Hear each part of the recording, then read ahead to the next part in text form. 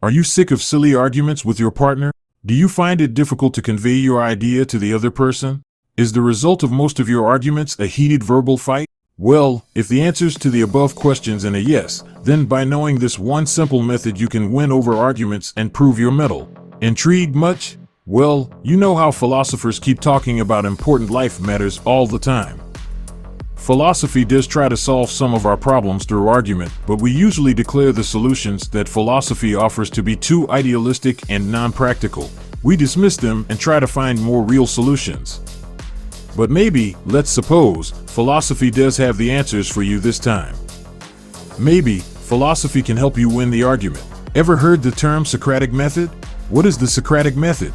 The Socratic method is a 2,000-year-old trick that will surely help you to win some arguments. It has stood the test of time and is still quite a popular method for argumentation. It was developed by Socrates, as the name suggests.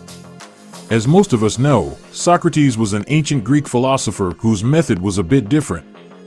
He would ask questions after questions from his students during all the discussions that were held. Because of this, the students would get overwhelmed eventually and easily make some self-contradictory remark. This approach thereby proves that there is a fallacy in everyone's first argument.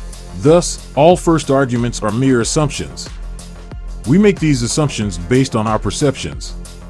Since different people see the world differently, all assumptions are different. Thus, our views obviously differ from someone else's views. But we don't accept the difference in discourse. All we desire is a similarity. Hence, we do need the Socratic method.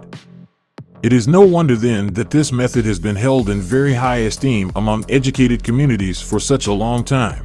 Socratic method consists of the continual use of questions to transfer the latent idea and to expose the main line of thought.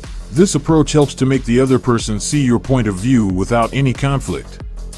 This makes the person realize that there are other ways of approaching the problem and that those ways are as acceptable as the way the person is suggesting. The Socratic method is also known as meutics or the method of Elenchus. Actually, this method was created to arrive at a better conclusion in logic by eliminating hypothesis which does not fit well in the argument. By this, Socrates found out the validity of the commonly held truth. He scrutinized this truth with critical questions and thus determined their consistency with other beliefs.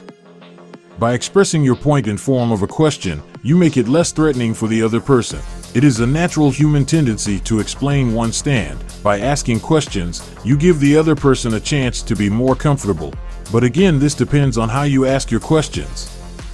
If questions are asked in a very forceful manner, it will act in a completely opposite way, as this will put immense pressure on the other person. This approach becomes even more important when our loved ones are involved in the discussion.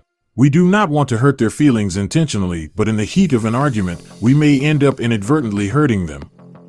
The best way to deal with this situation is to use the Socratic method. Have you ever counted the meaningless fights that you have had with your partner?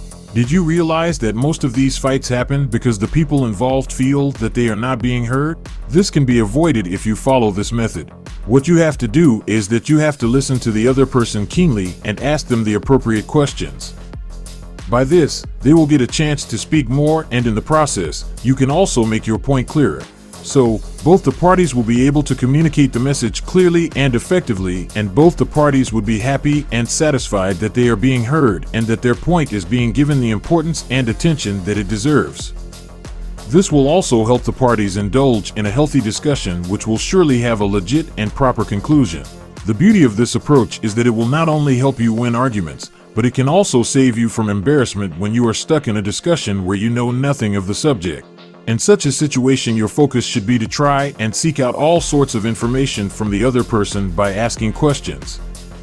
And then you can lay your trap of creating a situation of self-dilemma by pointing out a contradiction. This method is also beneficial when you are indulging in a large group discussion. In that situation, it will serve three purposes. 1. That your question will draw immediate attention from all the members in the discussion. 2. That it will force others to dig deep on the focal point from where you can create some counter-arguments. 3. That it will keep the discussion going as questions provide the stimulus for further thinking and discussion. Let's take an example. If I say that keeping pets at home is good. In response, you can say, are human homes natural habitat of animals?